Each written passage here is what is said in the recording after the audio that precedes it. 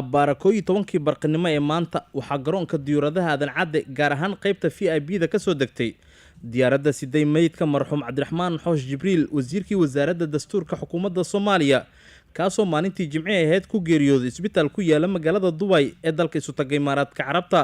meydka marxuumka waxaa la socday xubno ka tirsan dowladda uu ka mid ahaa wasiirka wasaaradda waxbarashada hidaha iyo tacliinta sare Cabdullaahi Goodax Barre, hanti dhooraha guud ee qaranka iyo ehelada marxuumka. meydka marxuum Cabdiraxmaan Xoosh Jibriil ayaa lagula tukaday salaadii janaasada gudaha garoonka diyaaradaha. waxaa ka qayb galay ra'iisul wasaaraha xukuumadda Soomaaliya Xasan Cali Kheyre, inta badan xubnaha golaha wasiiradiisa, xildhibaano ka tirsan labada gol ee baarlamaanka oo ugu horeeyeen gudoomiyaha golaha aqalka sare ee dalka Cabdi Xaashi Cabdullaahi iyo kusimaha gudoomiyaha golaha shacabka ahna gudoomiye ku-xigeenka labaad ee golahaasi Mahad Cabdulla Cawad, saraakiil ka tirsan ciidamada qalabka sida iyo qaybaha kala duwan ee bulshada. Sheekh Cali Wajiis oo ka mid ah culimada Soomaaliyeed ayaa sharaxaya dhaqamadii wanaagsanaa ee lagu yaqaanay marxuumka. qofkiin hadduu shaqeeyo shaqada inuu hagaajiyo ayaa uu itqaaniyo oo si fiican meel uga gaaro ayuu jecel yahay buu yiri. marka Cabdiraxmaan in shaqa howlkar ayuu ahaa. annaga culimada wax badan aan la shirnay, mar walba wuxuu dhihi jiray wax kasta diinta ka hor imaanaya nagu baraarujiya, dastuurkan aan ka saxno. marka shaqadiisa aad buu u yaqiinay, aqoon waa u lahaa, howlkarna waa u ahaa. arrintaasna arrin diinta ku weyn waaye, waana insha Allah arrinta u shafeeci doonta haddii la yiraahdo. wuxuu kaloo Cabdiraxmaan macruuf ku ahaa jacaylka dawladnimada. nin dawladnimada jecel oo weligiisa nidaam dawladeed taageer ayuu ahaa, waana midda laga doonayo qof kastaba. Cabdiraxmaan oo oleynayo weligiis ama inuu wax dumiyo ama inuu wax dhaleeceeyo ama inuu wax ka hor yimaado lama arkin, raxmatullaahi calayhi. arrintaas ilaa waagii carta ayaan isnaqiin Dr. Cumar Dhegey iyo raggii la soo shaqeeyayna waa joogaan, iyo nimankii North America iyo meel walba Yurub iyo meel walba kala shaqeynayay, iyo wasiirka arrimaha dibadda Axmed Ciise Cawad iyo rag badan oo saaxiibadiisa. xogihii aan ka helna waxay noo wada sheegeen inuu ahaa rajulu dawla. marka arrintaasna waa arrin ku dayasho mudan oo qof kasta Soomaaliya la doonayo inuu Cabdiraxmaan ku xasuusto, asaguna uu qudwo wanaagsan ka dhigto. maxay ku xasuusan doonaan shacabka Soomaaliyeed iyo golihii fulinta oo isagu xubin ka ahaa? waxaa ka hadlaya Xasan Cali Kheyre, ra'iisul wasaaraha xukuumadda Soomaaliya. Cabdiraxmaan wuxuu aniga ka mid ahaa wasiiradayda ila shaqeeya. waxaan rabaa shacabka Soomaaliyeed inaan u sheego marka dalkan waxa aan ka raadinayna waxay tahay in la xoojiyo midnimada iyo xorriyadda ummadda Soomaaliyeed. Cabdiraxmaan baa tusaale u ahaa.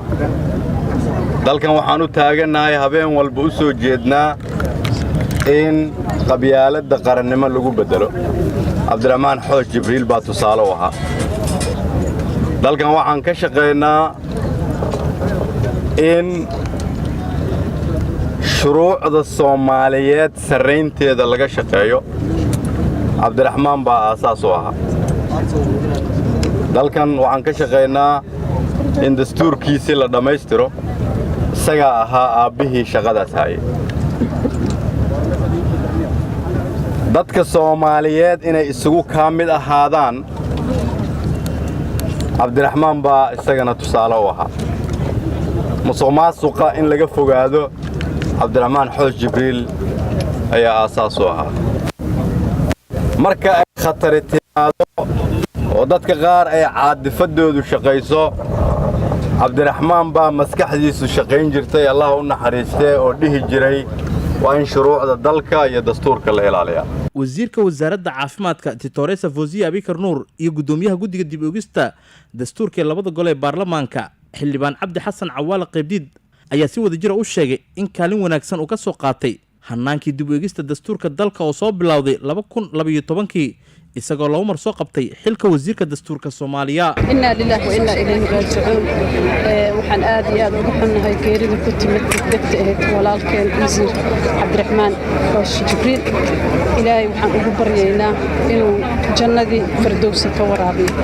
eheladii, saaxiibadii iyo qaraabadii kulliiskii uu ka baxayna ilaahay sabir iyo iimaan u naga wada siiyo. wasiir Xoosh wuxuu ahaa nin daacad ah, aad iyo aad yacni ugu roon dhalinyarada iyo dadka la shaqeeya. wuxuu ahaa nin aad u xishood badan, shaqada aad iyo aad ugu weyn tahay, xilkas ah, aad u afgaaban, u gargaara ummadda. wuxuu aad iyo aad ugu soo shaqeeyo lagu xusuusan doonaa dastuurka.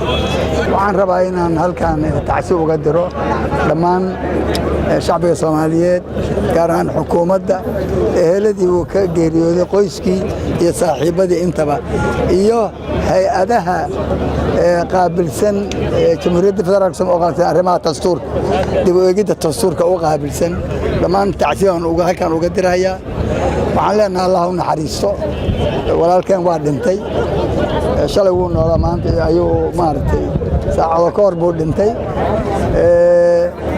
waxa weeye annaguna bahda dib u eegidda dastuurkana waxay tabi doonaan runtii kaalin muhiim ku lahaa samaynta iyo dib u eegidda dastuurka intaba marka waa iskaga tacsiyeynaynaa guud ahaan waxaan leenahay asagana naxariistii janna allah siiyo muxuu ahayday waana la dhimanayaa oo qof walibana waa dhimanayaa waa qof maaragtay la daynaya ma jiro qabuuro ku yaala isbitaalka madiina ee magaalada muqdisho ayaana lagu aasay allaha u naxariistay cabdiraxmaan xoosh jibriil wasiirkii wasaaradda dastuurka xukuumadda Soomaaliya.